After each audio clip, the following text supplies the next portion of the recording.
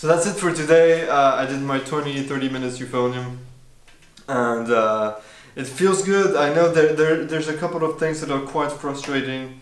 The first thing is my low register. I don't know why I can't open up to my low register, and obviously my stamina, even after 20 minutes, I mean, it's okay, I could continue to play, but it's not ideal.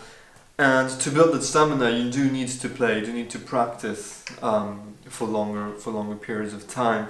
And so I'm going to try to continue this little video series, and I'm going to try to find a little bit more time to practice, and not so much to practice, but, well, yeah, to practice, to do like a really good warm-up. because so far I've been really looking forward to playing, and so I just play, I take my instrument and I play.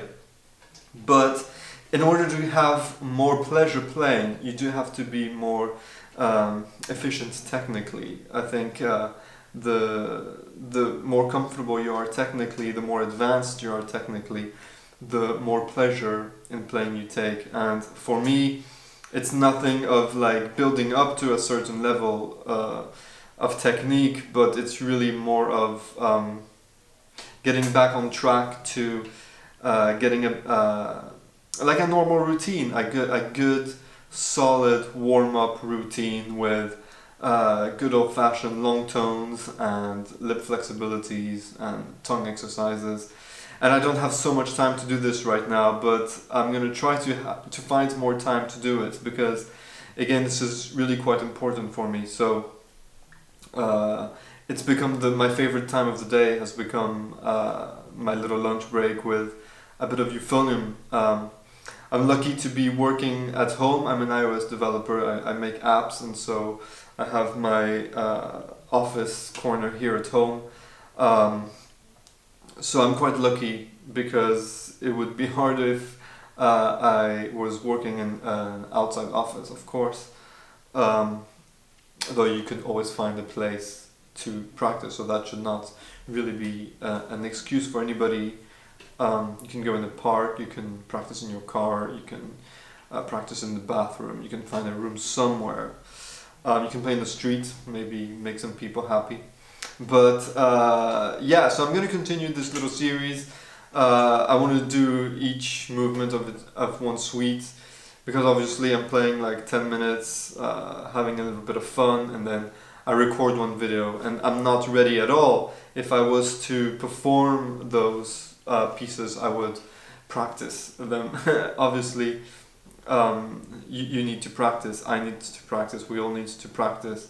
And this is not an easy repertoire, and it does you need to practice a lot also with the paper, with the sheet music and a pen and a pencil, to figure out where you're gonna breathe, how you're gonna phrase certain things. You do have to make some decisions. Right now I'm just playing for fun, so I breathe whenever I need to breathe, but I know that I'm breaking some phrases and that it's not musically accurate.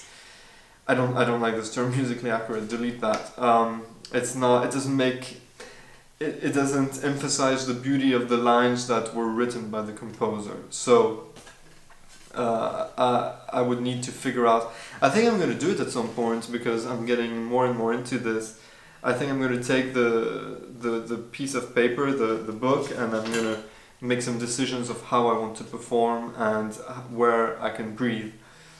And this is a really important aspect of playing any kind of music, even completely improvised music, but preparation. Preparation, it can be like emotional preparation, it can be more mindful preparation, and it can be also preparing the piece concretely, knowing where you're going to breathe, knowing what fingerings you're going to use, knowing how you're going to play a trill. Are you going to take it from the note up or the notes down? Are you going to make it sound the whole note, or is it just going to be half of the note?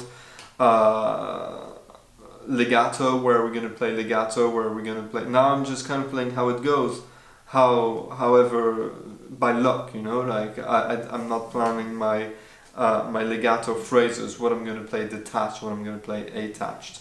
So this is something to think about, but for now I'm still doing it for fun, and I decided to talk after playing, because then you can just turn it off, because I talk too much and I mumble in front of the camera.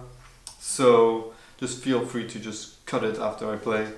I am gonna try to post one video a day. It's really not such an easy thing to do, because I have to say that after 10 minutes I'm not ready to play the piece, but I only have 30 minutes max to play. So, you know, like, play a little bit, play a few notes, look it through once or twice, and then play. It's a great exercise. I'm not sight reading, obviously I know these pieces by ear, by heart. At least I've played them on the cello, I've played them on the trombone, I've played them on youth before also a long time ago. So it's not like I'm sight reading, but there are little things that I would need to practice. So I am going to try to post one video each day, and let's see if we can finish these whole 6 suites. It's going to be hard. There are some that are okay to play, like the ones that I've been playing so far are okay to play on youth or on tuba or on trombone or whatever you want to play them on.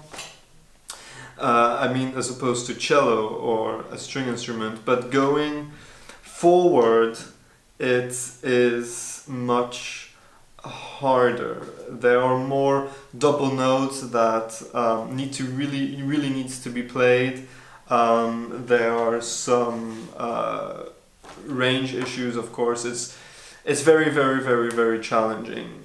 So let's see how far we can go, and if I decide that it's too hard and I can't go on, then either I'll do it again, but this time practice it, and maybe we can practice together, or play some Arban, play through the Arban etudes, play through the Arban exercises, the Clark, just practice.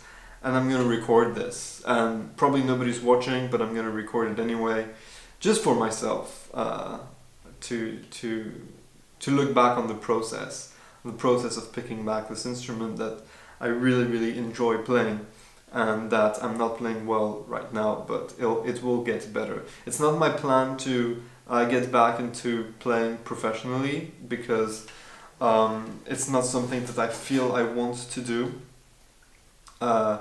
I am really passionate about creating iPhone apps. I think it's really cool that you can contribute to the future in such a way. I'm really into tech right now, and this is something that I really want to pursue. On the other hand, music is something that's really important to me, but personally, internally, it's very personal. It's very intimate.